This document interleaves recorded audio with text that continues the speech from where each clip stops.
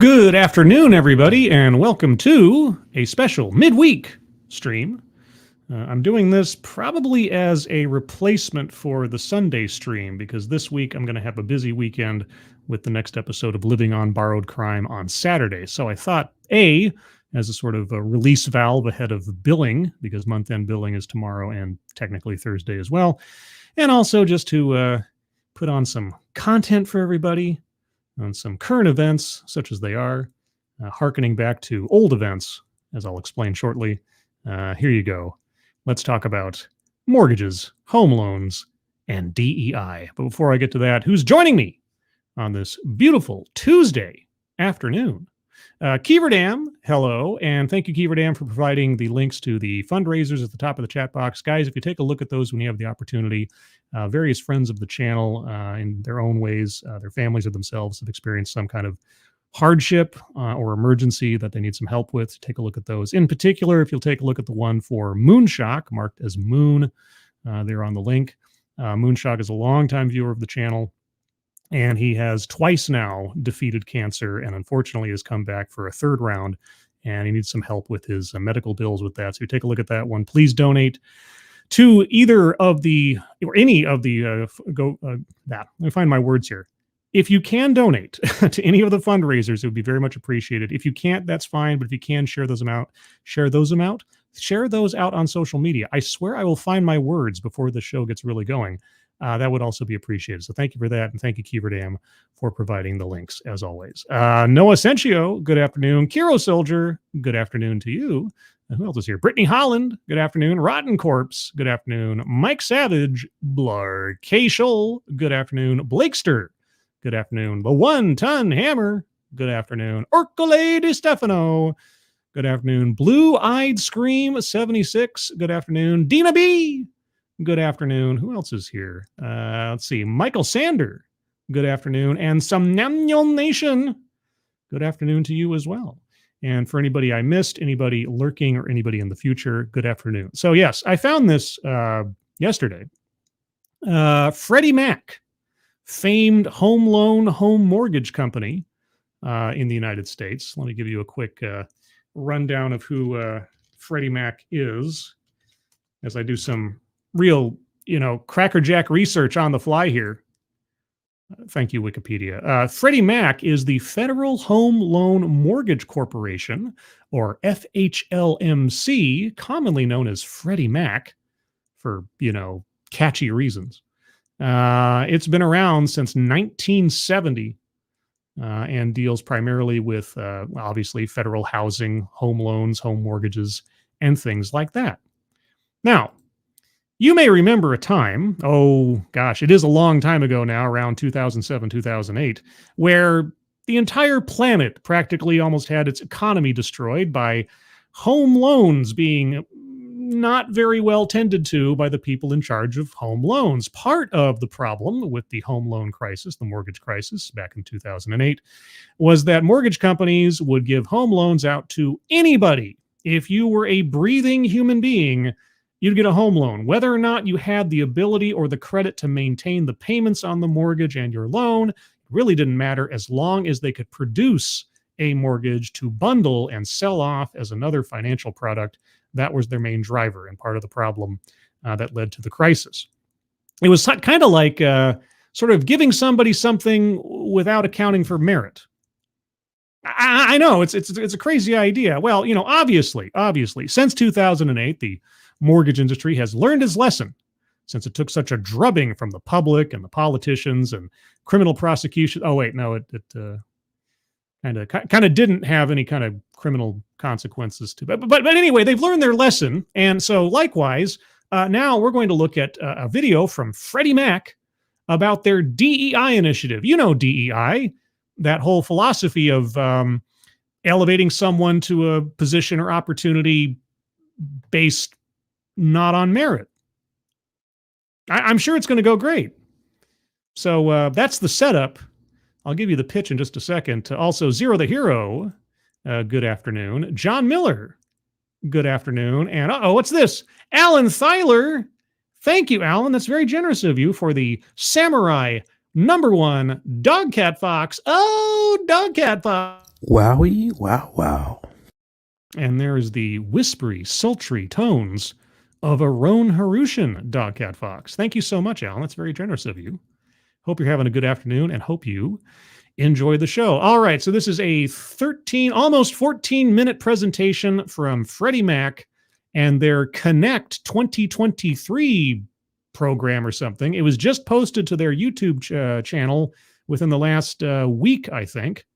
So let's take a look at how one of the major federal mortgage and loan companies, as far as housing is concerned, let's see what they're doing with D.E.I. Oh, boy. Hello, and welcome to the FreddieMac Connect session.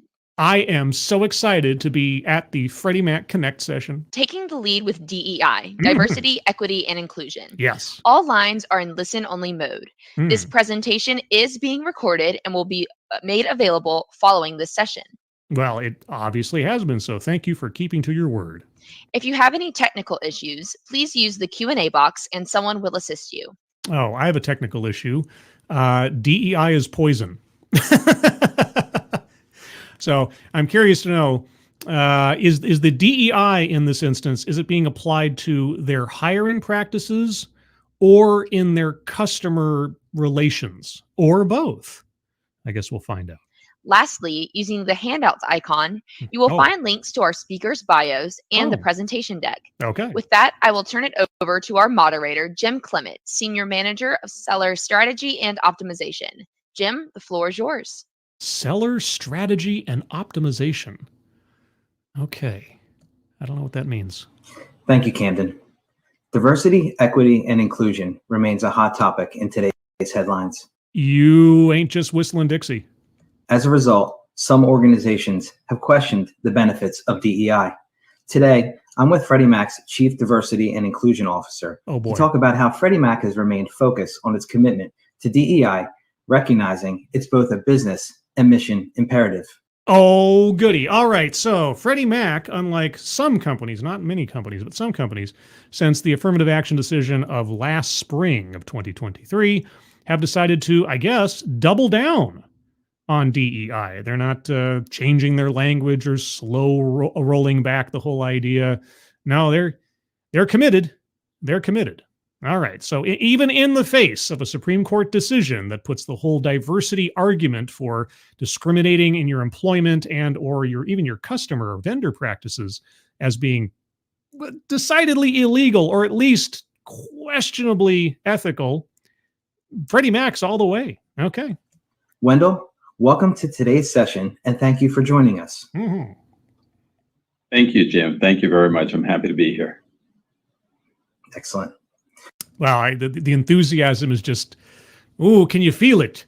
Can you feel the vibrations in the air? Oh. So, Wendell, you're a 25-year veteran of the company, primarily as an attorney. Having transitioned into the role as head of DEI in April of 2022, why did you move into DEI?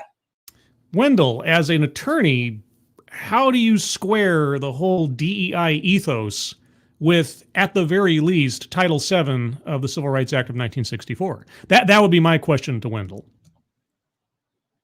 Well, my career has been a transitional journey, but it's had a set of common themes: being an advocate for others, acting as a catalyst for change, and having a mission-centric view regarding the type of work I've always wanted to do. Okay. Earlier in my career, as a legislative aide on Capitol Hill, I worked on legislation in support of children, youth, and families. Sounds good. I'm glad. A couple more hellos here as people pop in as I see them here. Amy Minty, good afternoon. Simon Willikins, good afternoon. Malachi D. Wildman, good afternoon. As an attorney here at FreddieMac, my legal work has focused on affordable, sustainable, and equitable housing in support of our charter and our public mission. Affordable, stable, and equitable housing. Okay. Equitable, you say. How does that work? I've also had the opportunity to serve as the head of our FreddieMac Foundation, which for more than 20 years invested in approximately 200 nonprofit organizations, primarily in the Washington, D.C. metropolitan area. Well, given that you're the DEI executive, I have to ask, was there any discriminatory filter on which organizations to work with and or donate to on the basis of the attributes of those running such organizations? And I only ask that because DEI promotes that thinking. Mr. Tickle Trunk, good afternoon, and thank you so much for the happy, smiley, dancy, lovely dog cat fox. Oh, dog cat fox. Wowie, wow, wow. And there's a Kiever Dam dog cat fox. Thank you so much, Mr. Tickle Trunk. Hope you're enjoying the afternoon and the show. All right, so this is your mission statement and organizations elsewise and... My current role as head of DEI, diversity, equity, and inclusion, is an opportunity to help foster an inclusive and engaging work environment, as well as advance our mission and our people. And I can't wait to hear how. I want details. You've still got 11 some odd minutes to go. Opportunity to make a difference. I feel I'm very privileged to have this opportunity. Privilege? Oh man, if I was doing the bingo card, I'd be circling a square right now. To help elevate all voices in support of our mission, which is a key component of what DEI does for companies. Is that what DEI does for companies? It raises all voices? Wendell, you know, if this was 7 years ago and it still felt like DEI being promoted as much as it has, the information about it was sort of in its general infancy, I might forgive you for categorizing it that way or characterizing it that way. Unfortunately, you have to know that that is not true.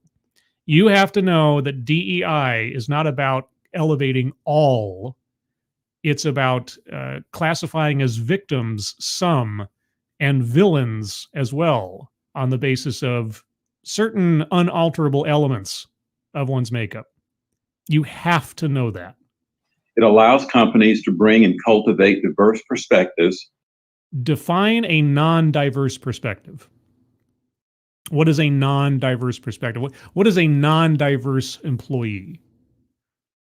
Now, I guess here's the question, I suppose. They start off by telling us that despite all of the hot topic that DEI has become over the last couple of years, that FreddieMac is committed. All right, so the question here is, let's see how committed they are. Are they going to soften their definitions of diversity, equity, and inclusion down to things that are, at least rhetorically, of merit, right? Perspectives, thinking, education, experience. Will we hear anything about race, gender, or orientation? Will those notions even come up? Or is this part of a soft sell PR campaign to sort of try to move away from the more controversial and legally questionable elements of DEI? We've sort of seen this happen with Google. I did a stream a couple of weeks ago where Google was talking about DEI, but being very cagey about how they referred to it. Is FreddieMac doing something similar, or is it just all front-loading the most diplomatic language at the front, and we'll get to the real stuff afterwards? To help solve tough challenges faced by those companies. Excellent. Do the current headlines about DEI keep you up at night? Do the current headlines about DEI keep him up at night? I guess you're going to have to address the headlines. This might be interesting. Even though there are a lot of articles about DEI, some even proclaiming the end of DEI, I try not to focus on that. Rather, I focus on helping to ensure that our employees have a place where they feel they belong and can be their authentic selves, and that we can fulfill our important housing mission. Okay. Belong and be their authentic selves. And if I'm of a mind to say that my authentic self is exemplified in my skin color, is that something that FreddieMac as well promotes and cultivates? For FreddieMac, DEI is a mission imperative, and it always has been. That means we understand that for us to be at our best, we must also promote DEI in everything that we do. Everything that you do. Everything. Okay. In what way do you do that? Give me an example. Give me a success story. If you've been doing it all this time, then it should be pretty easy. For other companies, DEI is a business imperative and strategy. And it's not a business imperative and strategy for, you know why it's a business imperative? It is because so many other larger corporations won't work with companies that don't have a DEI initiative. It's got, at this point, very little to do with some kind of virtue signaling, although that's still there. It's basically just a checkbox. And what qualifies as a DEI program can vary company to company. But as long as you can say you have one, that's usually good enough for investment firms, sort of like Goldman Sachs or BlackRock or other places that essentially use that as a litmus test for whether or not you're going to fit within the club. But setting that aside. Research shows that DEI is good for the bottom line. Oh, it does.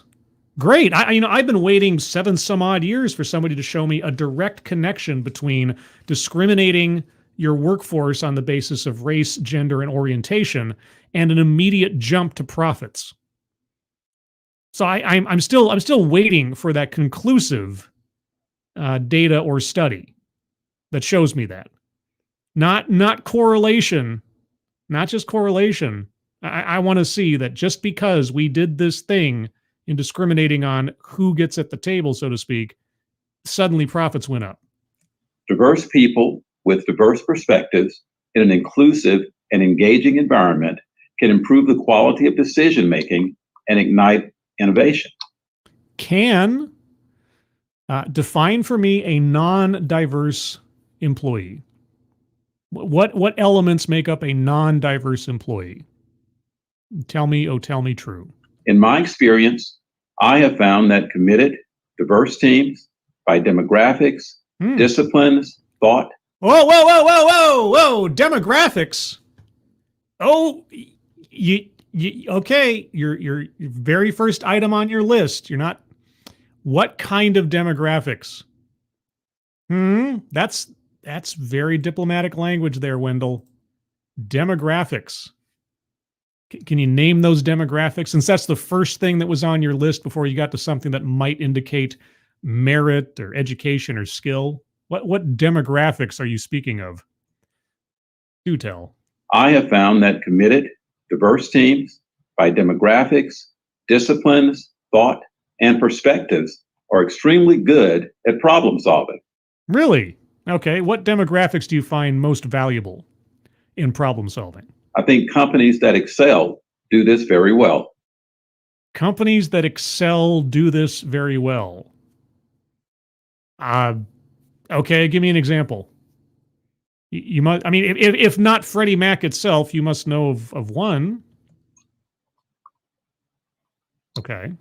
So Wendell, what does DEI mean at FreddieMac? Okay, yeah. These are very scripted, canned questions and answers, obviously, but still, it's interesting to hear how they decide to dance around the definitions and the issues. At FreddieMac, I believe DEI is not just what we do; it really is who we are. Oh, okay. Well, I'll keep that in mind, and I'm sure several other, litigation institutions will keep that in mind. DEI really is part of our DNA. At FreddieMac, we have 3 goals. Okay. In support of and advancing diversity, equity, and inclusion. First, we are working to ensure that our workforce, our suppliers, and our partners reflect the diverse people we are chartered to serve. Oh, okay. Well, how do you ensure that? By what metric do you decide who to employ, who to use as a vendor, and who to work with? And how do you and what metric is it that tells you that these people are diverse? Tell me, Wendell, please. Second, we believe in increasing equitable opportunities for all. So you're talking about equal opportunity? Is that what you're talking about? No, you said equitable, not equal. And third, building community among the many people that work together to make home possible. To make home possible. Yeah, that's the company logo, or I guess company catchphrase, yes. We are a majority-minority company. Oh, and what is that supposed to tell us? Was that a result of your DEI initiative? Was that a factor in your hiring decisions by any chance? Which means more than 50% of our employees identify as a racial or ethnic minority. Was that the result of any kind of, I don't know, quota scheme by any chance? We continue to attract a pipeline of diverse candidates by, among other things, partnering with Hispanic serving institutions, historically Black colleges and universities, and many other organizations. Many other organizations that are race-centered. Okay. We also work to cultivate an inclusive culture where employees, suppliers, and business partners feel welcome to contribute to our housing mission. Well, what if they don't fall within your preferred racial demographics? I mean, do they feel confident in working with you if they're the wrong skin color? I mean, what if somebody like, I don't know, is Asian, right? I mean, they're not Black, they're not Latino. Then what do? You know, or they're Pacific Islander or white. I mean, what happens then if they know ahead of time that you guys prefer certain skin colors over others? How does that affect the relationship? That's what I'd ask Wendell. With a lens on equity, we're continuously examining our business practices to help ensure fair outcomes. Okay, what kind of business practice is it to assess someone's value to the company, either as an employee or a supplier, on the basis of their race or ethnicity? I know I'm not going to get an answer. For example, we implemented company-wide pay range transparency for all job postings and employees as another means of ensuring that employees are paid fairly for the work they perform. Okay, what does that have to do with someone's skin color? In addition, diverse suppliers account for 15% of our total spend. Oh, diverse supply. Oh, now we're getting down to it. Okay, so if someone is Black or Latino, they qualify as diverse. Okay, I mean, from your own example, right? The demographics that you focus on specifically, the ones that you've named explicitly, a diverse supplier is either Black or Latino. Okay. Building community is also important to us. Oh. This means creating inclusive learning and outreach opportunities. Unless you're not Black or Latino, apparently. That upskill and uplift our workforce, diverse suppliers, lenders, and local communities. Well, I could be a broken record here, but I'll just let the implication of what I'd say stand. Internally, we have business resource groups. Business resource groups, BRGs. Oh my gosh, guys, this is an upgrade from ERGs. We're not talking about employee resource groups. No, we got BRGs, BERGs. Before it was ERGs, now it's BERGs. Tell me about your business resource groups, and please tell me, please list off some examples and finish with veterans. Please list off some examples and finish with veterans. Sometimes companies refer to them as employee resource groups. Yes. They are, in essence, smaller companies or groups that provide people a sense of home while driving business results. Is that what they do?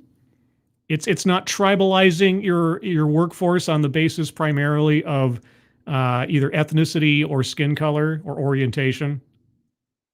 In the only categories that I've ever seen that either qualify as something close to merit, first and foremost, veterans ERGs. That seems like something that could have some actual utility and reflects someone's service, first and foremost. I have seen single parent ERGs, which is just life circumstance. You know, someone needs a network of support, some babysitters, some advice, whatever, that kind of thing. That seems pretty decent to me. Nearly everything else, it's a little sketchy. Are you going to give us some examples? And please, again, if you do, list off veterans last. I love it when they do that. Externally, we collaborate with many nonprofit partners like Habitat for Humanity and others to support our local communities. We believe in being a good neighbor. Like a good neighbor. I'm not going to finish that song because it might be copyrighted or something. That's it? Wait, so you bring up your BRGs. You're not going to tell us what your BRGs are? Oh, man. Do I have to look this up now? Okay. Let's look it up. Off to the side here. FreddieMac Business Resource Groups. Here. Tell me, oh, tell me true. Business Resource Groups. All right. What are they? What is a BRG? Okay, here we go. Let's see. We have ARISE, ARISE, building a strong, enabling community of support for employees of the African diaspora. Okay, that's ARISE. We have GREEN, fostering a culture of sustainability at FreddieMac by engaging employees to find solutions that positively impact our employees, business, community, and environment at large. Okay. HOLA, the Hispanic Organization for Leadership and Achievement. Oh, good job, guys. Then we have Inspiration.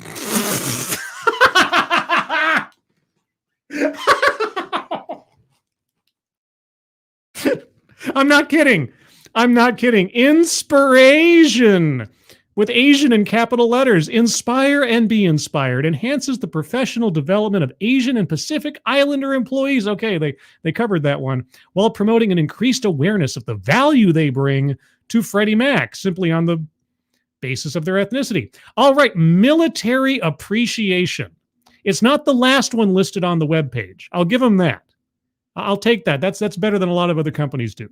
But we have military appreciation. No clever acronym or anything, just military appreciation. Then we have pride, which I think is self-explanatory.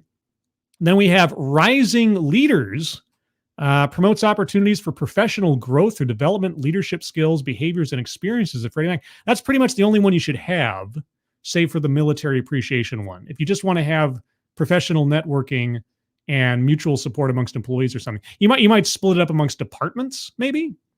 But otherwise, then we have WIN, Women's Interactive Network. Okay. And lastly, working parents. Let's see. Okay. Like I said, on this list, working parents, all right, general professional development, and veterans. Everything on there otherwise has absolutely nothing to do with either life circumstances, personal merit, or professional development. Everything else there is just demographic, except for the green one, pardon me, the not well-defined green BRG, which I guess is just, about climate change or something. But anyway, all right, so that's my little addition to this presentation. They didn't tell us what their BRGs are. This is what they are. Okay. What initiatives or programs have you seen that effectively foster diversity and create an inclusive workplace? Yes, give us a success story, Wendell. What is a success story? Or you kept that kind of ambiguous. It could be, I guess, an initiative anywhere, not necessarily FreddieMac, but presumably FreddieMac. Initiatives and programs that support learning and address potential bias are effective at fostering diversity, equity, and inclusion. They are. Okay, well, give us some numbers. How were these initiatives implemented? How did you measure the status of the company before they were initiated? And then how did you measure success afterwards? For example, initiatives like DEI training, book clubs, and cultural competency training help us better appreciate and value what makes us different.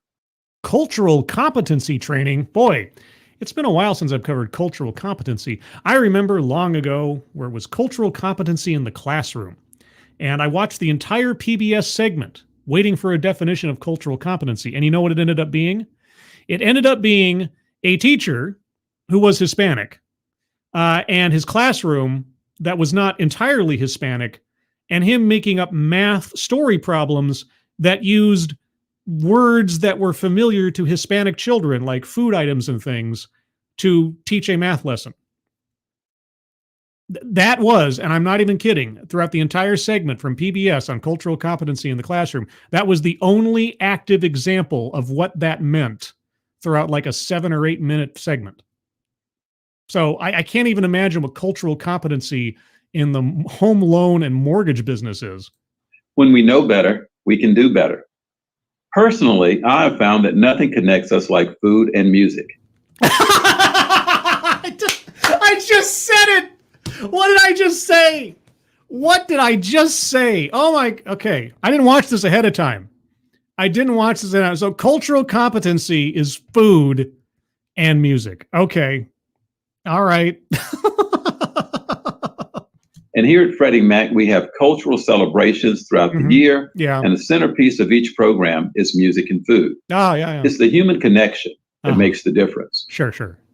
Also, we support equitable outcomes for all and are always looking and working to embed DEI into how we work to help reduce bias, increase transparency, and foster an inclusive community.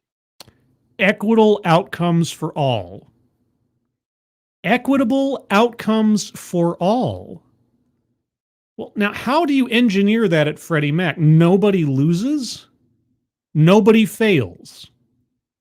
Nobody stands out from the pack or achieves more than someone else through, I don't know, hard work or merit or something? Equitable outcomes for all. I would love to know what he means by that. Right. Is he talking about how customers are treated in some way? And even then, how do you arrange that? But he keeps talking about employee activities and company activities. So how does FreddieMac ensure equitable outcomes for all? The bottom line is that DEI is the right thing to do and a good business decision. You haven't shown that in any way, shape, or form thus far. You haven't given us any kind of evidence of a moral good of DEI. And you certainly haven't provided us any information or evidence to say that DEI is good for business.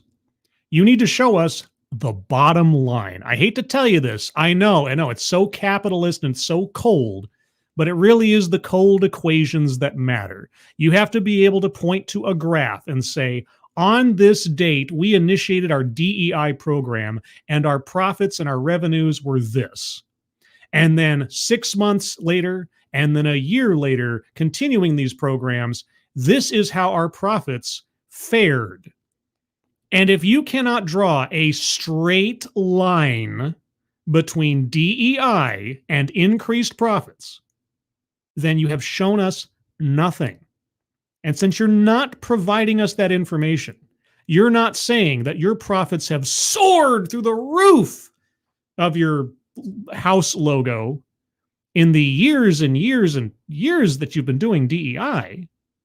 I mean, if you had that information, if you could say in no uncertain terms, DEI has increased our profits, why wouldn't you say that? Why aren't you saying that? Organizations must focus on maintaining and growing their bottom line, and a commitment to DEI can help them do that. How? Show me. You literally have to show me the money to make that case. Are you going to do that? Can you do that? It's a business strategy and should be part of a company's strategic plan. Well, then you might want to take a look at some companies that are very quickly divesting themselves of their DEI executives and toning down their whole DEI rhetoric over the last year or so. You might want to take a look at that. Just saying. Because more than a few DEI executives have been laid off, fired, or quietly resigned from some big name companies. And a lot of DEI language is disappearing off of websites and other places. But at least we know that FreddieMac is committed. Jim, I think I'll ask you a question or some questions now. Wow, that didn't sound structured or pre-planned at all, did it? Everyone. Just as DEI is core to our mission and our charter, DEI can help other organizations with their mission as well. So you're now going to dodge talking about your own efforts and pontificate about outside parties to fill up the rest of this time? Okay. I'm sure you can share how folks can use some of our products to grow their market share with different groups. Oh, Okay. Yes. Tell us how your products are tailored for specific demographics that you've listed or at least alluded to so far. Yeah. So what products do you have that are specifically tailored for Black customers or Hispanic customers? Yes, definitely. Uh-huh. Freddie Mac supports and provides homeownership opportunities for millions of very low, and moderate income families. Okay, I will put that in the back of my mind in relation to DEI. Poor people. Uh-huh. Diverse communities, first-time borrowers, and other underserved groups. Uh-huh. And since you've defined diverse communities as Black and Hispanic, go on. For example, our low down payment Home Possible product suite offers a range of affordable options to borrowers. Uh-huh. Of diverse backgrounds, I'm assuming. Home Possible responsibly offers qualified very low to low income borrowers a 3% down payment financing option. Oh. Many types of down payment sources are acceptable with Home Possible, including family, employer assistance programs, secondary financing, and gifts or grants. Okay. Well, now, truth be told, I've never had to buy a house. Not to say that I don't want to own a home someday, because isn't that the American dream and everything? But of course, the prospect of actually owning a house in the market that we have and the prices that exist, unless I'm going to move off in the middle of nowhere, but even then, it's pretty slim. Either way, I don't know if everything that he's listed off here is really that great a deal or not. It might be. It might be. But unfortunately, all of it is cloaked in the shadow of DEI. So when he's saying these things and he's describing these products, he can't get away from the implication, because of the implication of what they've already said and what they've already not said. Eligible property types include 1 to 4 units, condominiums, co-ops, and planned unit developments. Does anything out of that list qualify as like a house? Manufactured homes are also eligible. No, okay, I guess that does work. With certain restrictions. So all of these with certain restrictions. Okay, so we're talking about shared living spaces. We're talking about apartments. I said co-ops, condos, but actual homes. None of these things apply to actual houses. And no offense to those that live in a manufactured home. My family had a manufactured home for a time, but there is obviously a difference between these things, between owning the land and just sort of, leasing it effectively. We also offer Home One, which is available to qualified first-time home buyers for a low down payment of just 3%. Does that apply to homes that are not manufactured homes, like houses? This mortgage solution offers first-time home buyers the ability to achieve the milestone of home ownership, regardless of their income levels or geographic location. Okay, but there's got to be certain, guardrails on that, because someone has to be at least presumably able to pay on their loan, right? Regardless of income? Regardless of income? Home One reflects our dedication to responsible lending, sustainable home ownership, and improving access to credit. If you say so. Again, I'm no home mortgage expert. Freddie Mac HFA Advantage Mortgage is a high loan-to-value conventional offering that's an excellent alternative to FHA lending requirements and mortgage premiums. Well, that's great. How does this relate directly to DEI? I mean, you're implying something, but you haven't said anything yet. This offering adopts the responsible and affordable flexibility of Freddie Mac Home Possible, but with added flexibilities for housing finance agencies. The ability to couple low down payment first mortgages with down payment assistance programs. Wendell, mute your mic. No, I don't want to hear you coughing while he's talking. Come on. Can help borrowers with the funds needed to purchase a home with a highly competitive and affordable mortgage. Shared equity. To support shared equity home ownership, Freddie Mac offers conventional financing for homes with income-based resale restrictions. Okay, I'm starting to fall asleep listening to this guy. I need to break it up with for a second.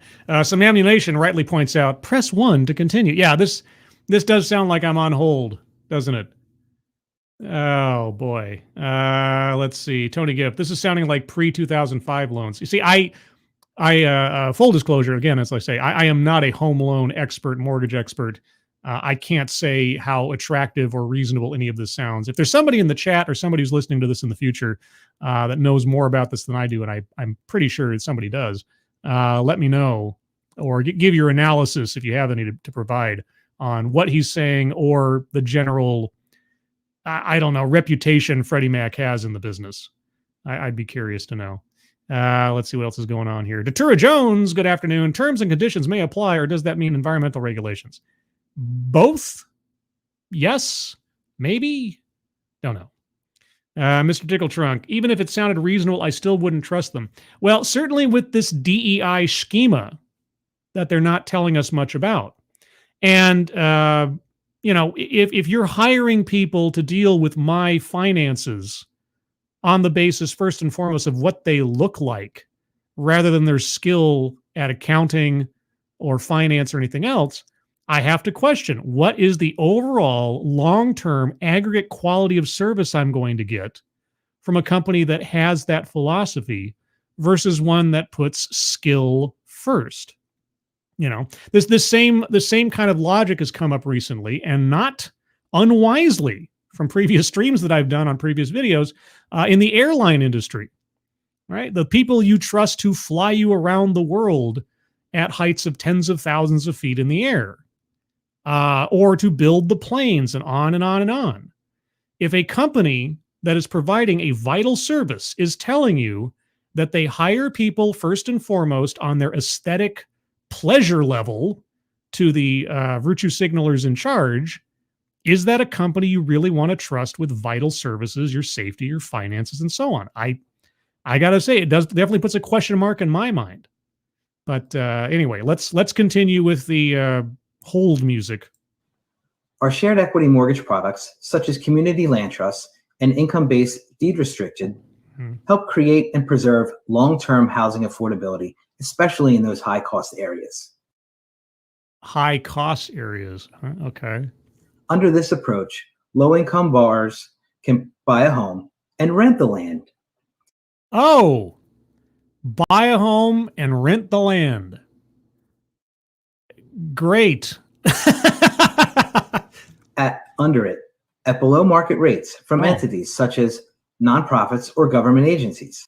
Oh, okay. Sounds great. In return for the so I don't really own my home then, do I? I mean, I own the structure. I don't actually own. I don't own my home. I'm just renting the ground upon which my home sits, even after I've bought the home. Is that how that works? I don't know. This sounds all very sketchy to me. The reduced price, the home buyer agrees to sell the home to another income eligible buyer in the future. Whoa. Stop. Back up. What now? Let's try that again. Can buy a home and rent the land at below market rates from entities such as nonprofits or government agencies.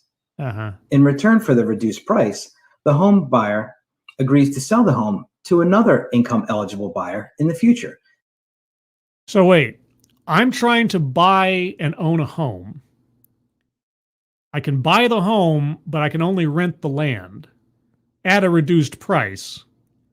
But in exchange for that reduced price of renting the land, I promise I have to sell my home to someone else in the future. So, wait.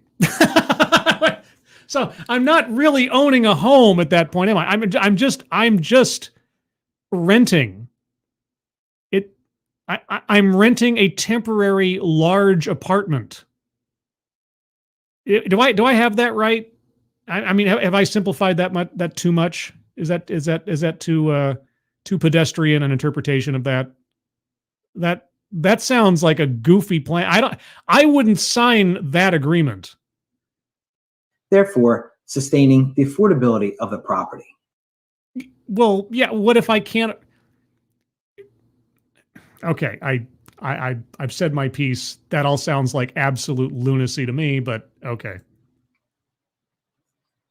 Now, outside of leveraging our products, how else can people use the power of DEI within the workplace? Oh, I don't know. Tell me, oh, tell me true. How else can they use it, even though you guys have not actually detailed anything specifically that you do, say for saying BRGs and that it's great for the profits without telling us how. Okay, how? Do tell. Oh, that was a question to Wendell? Oh, I thought this was your turn to tell. Oh, okay, Wendell. Yeah, how else can we use these initiatives for business? We all have a part to play. Self-identity to help your company better understand its demographics. Self-identity to help the company better understand its demographics. So I have to declare to you, well, I guess, things that probably, for all intents and purposes, are visible to the naked eye, or I have to declare to you, and this is the one that always gets me, I have to declare to you what my personal preferences are in the bedroom.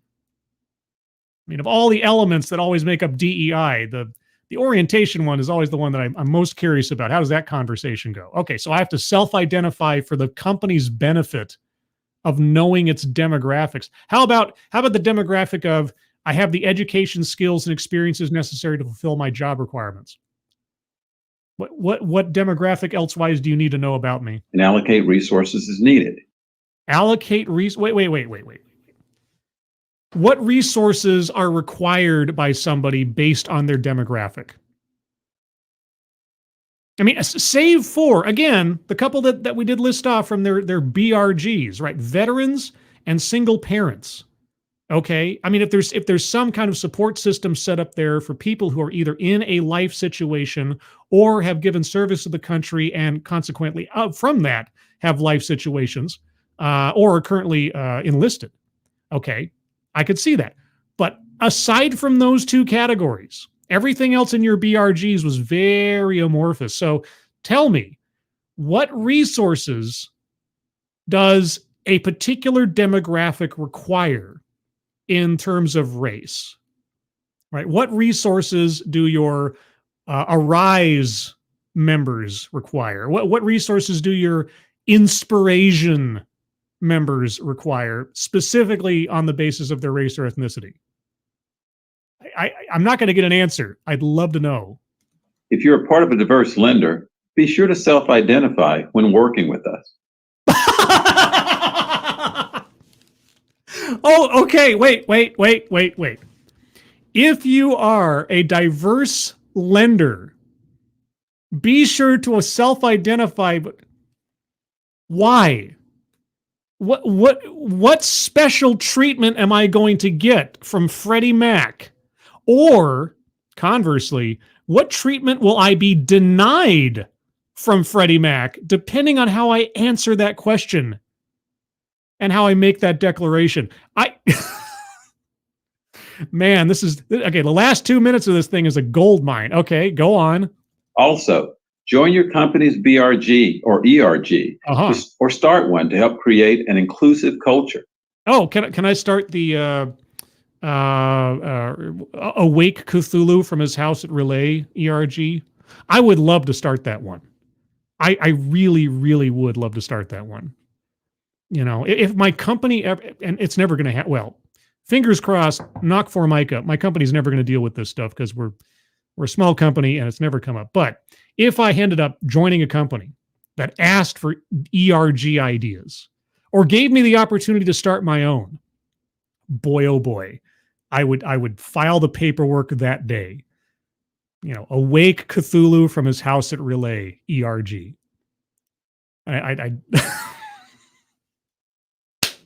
It'd be great. I'd probably get so many tabletop role-playing geeks just flocking to me. It'd be amazing. Give back to your local community. Include diverse suppliers in your competitive bidding processes. Include diverse suppliers in my competitive bidding processes. Okay, well, what is the competition based on then? What are the competitive elements of the bidding process? if I have to consider that. If you don't make purchasing decisions on behalf of your company, take supplier diversity home and frequent diverse businesses when making personal choices. Yes, discriminate in how I spend my money on the basis of the skin color, ethnicity, or, in often cases, the orientation of the owners of the business. Can we think of any time in history that we've seen signs like that in business windows, or seen things said by people when it comes to walking up to a business and seeing who runs the place? Can we think of any bad old days where that kind of thinking drove people to spend their money in different places? Not on the basis of, merit or anything, but just how the person looks like. I mean, it's perfectly fine, right? That's perfectly fine. That's how we want people to behave in the modern day. Thanks, FreddieMac. I will consider your advice. Use inclusive language. And always be curious and inclusive of others by continuing your DEI learning journey. Oh, okay. Well, I don't have to be curious about people when it comes to DEI, Wendell. You see, DEI tells me everything I need to know about a person without even having to talk to them. Are they a particular gender? Are they a particular race? Are they a particular orientation? Already, that tells me a lot. That tells me a lot. I don't know if you've been paying attention to the DEI apparatus that you are now a part of for the last, let's say, 7 years. But DEI is the absence of curiosity. It does not care about someone's personal merit, thoughts, or feelings. Everything that anyone needs to know about a person is written on their face or down their pants. Come on. Just come on. Excellent. As we close out the session, any concluding thoughts on the state of DEI and how it can help us move forward the housing industry? The status of DEI, it is going down like the Titanic. It's very slow, and it's gradual, and it's tragic, but it's going down. It's going to take another couple of years, but the realities of it are finally dawning on people. The mainstream has finally picked up on it. The failings of it and the constitutional legitimacy of it is finally dawning on people. Everything I've been saying for 7 years, finally, saints preserve us, is becoming mainstream bit by bit and day by day. That's the status of DEI. And honestly, FreddieMac, if I can give you one piece of advice, I would say unspool your DEI initiatives now. You won't save yourself from any class action suits that might come your way for behavior that's taken place over the last few years, unless or until the statute of limitations runs out. But you would do yourselves so many favors by walking back all of this. Because even in this sanitized presentation, the implications of what you've said and the specific things you have said do not paint a pretty picture going forward. I think we have a responsibility and an opportunity to advance DEI, diversity, equity, and inclusion. Yes. Whether we volunteer to mentor or we think of inclusion as part of our job, we can, individually and collectively. Yeah, it's really more about the collective. It's not really about the individual, is it? Because you told us what large swaths, kinds of people you prefer in both employment and suppliers and lenders, right? Champion the principles of DEI. Mm-hmm. When FreddieMac was chartered in 1970, we were charged with helping to ensure that the housing market was affordable, stable, and liquid. And how does that work out with that whole, I just bought my first house. Oh, I have to rent the land. Well, at least the rent is cheap. Oh, now I have to sell my house to somebody else. That has been our mission for more than 50 years. Over those years, we have seen the housing market change, and we have seen our country change. We are a more diverse country today than we were in 1970.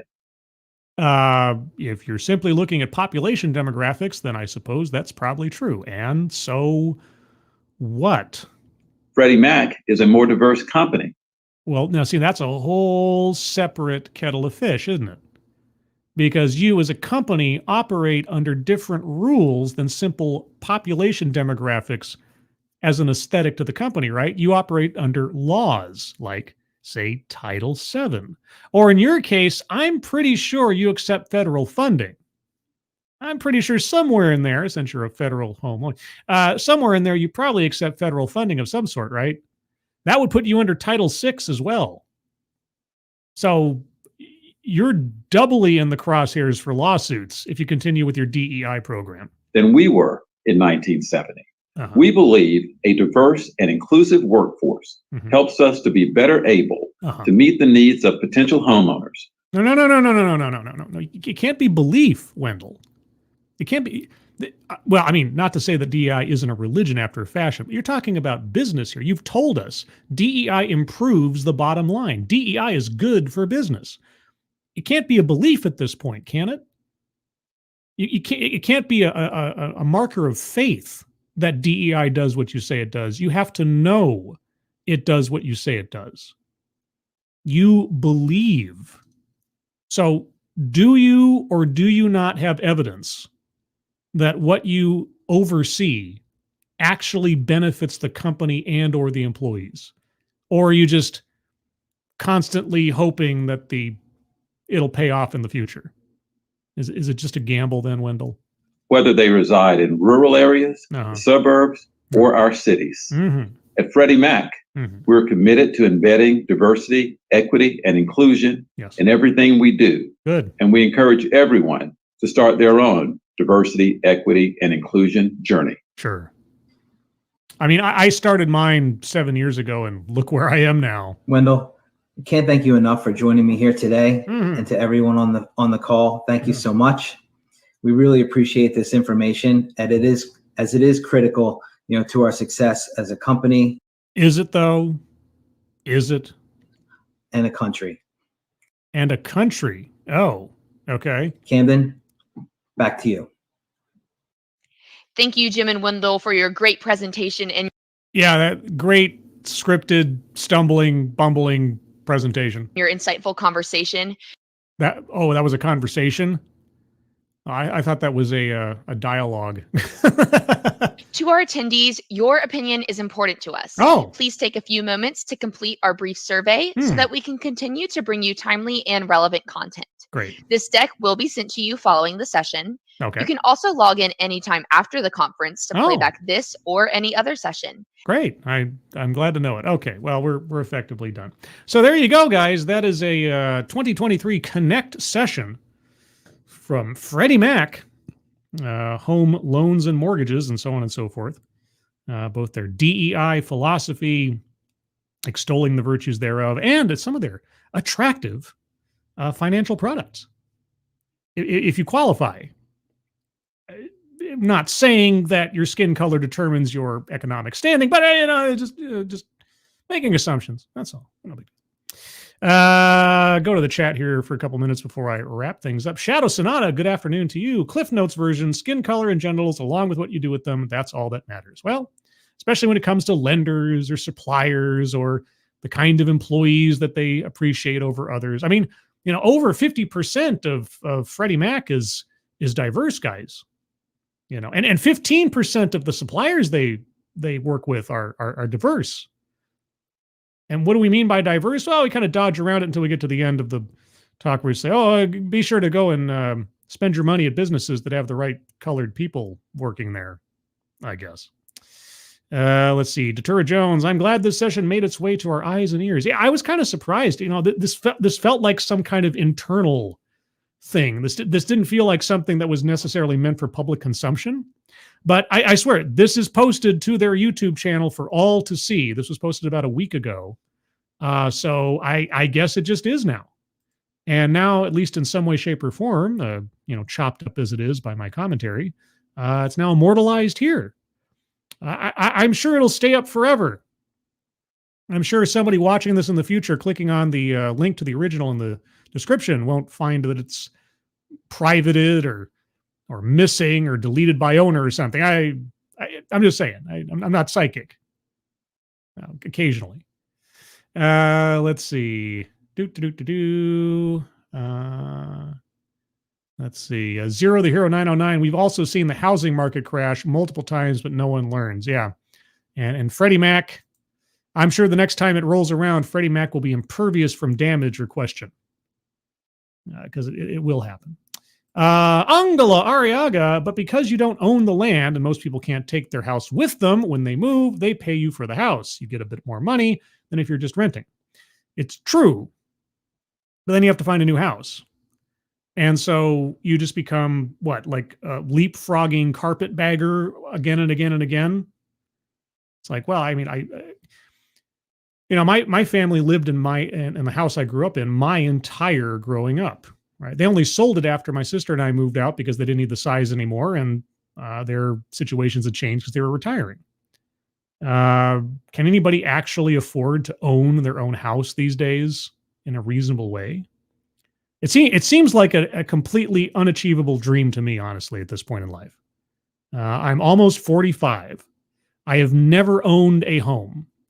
The prospect of owning a home to me seems, like I say, just an elusive dream. It's become possible, or maybe more possible now, strangely enough, after the advent of the lockdowns, because my company, like so many others, have had to adapt to do remote working. So now it is possible that I could still maintain my career, but not have to live exactly where I live now to be close to it or closer to it. So circumstances have changed, but it's still a matter of the cost. Trying to find a home anywhere near that I'm familiar with, or a climate I want to live in, or near my family or anything else, is practically impossible. Unless I want to bankrupt myself and gamble that I'll still be gainfully employed 5, 10, 15 years down the line as I try to make house payments. And I know that's not like a new experience for people. That happens to everybody, but still, anyway, I'm just going off a little bit there. And in fact, I'm going to wrap it up here, because before I go off into the boonies and save my voice for later things, other things.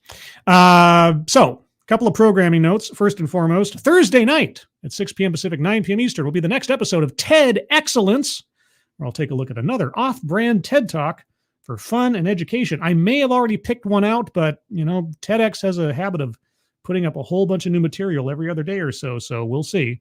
Also, very special event. Saturday at 4 p.m. Pacific time, 7 p.m. Eastern time, will be the next installment of Living on Borrowed Crime. And I kind of rhymed that. That's great. This is going to be a special episode, a panel discussion featuring Matt Orchard, Dave's Lemonade, and Stay Awake from the true crime genre on YouTube. We're going to be discussing the Darrell Brooks case.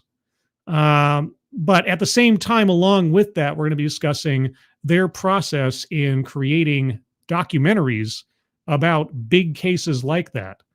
So if you're interested in true crime content on YouTube or the creation of such otherwise, tune in for that. Saturday, 4 p.m. Pacific, 7 p.m. Eastern, Living on Borrowed Crime.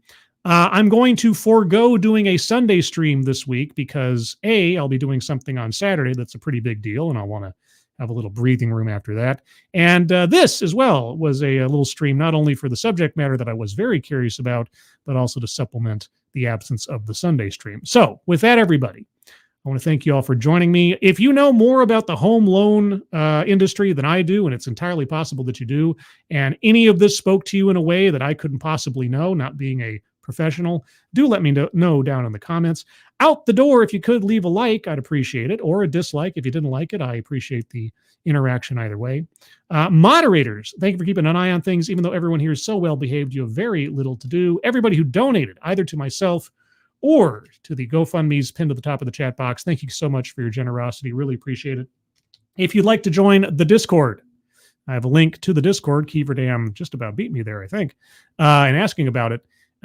Link to the Discord's in the chat now. Please click on that, and if you do, you'll find yourself on the landing channel called Say Hello. And in addition to saying hello, you just have to give me the secret word. The secret word will tell me and my moderators that you actually watch the show and have thus earned the right, the privilege, the entitlement of joining the Discord server. And today's secret word is inspiration. Yes, I'll definitely know you watched the stream if you can tell me, hello, inspiration. Everyone, hope you have a good rest of your Tuesday. Hope you have a good rest of your week and weekend ahead of you. I hope you're all safe and well. If you are not well, please get well soon, and I'll see you on the next one. Take care. Bye-bye.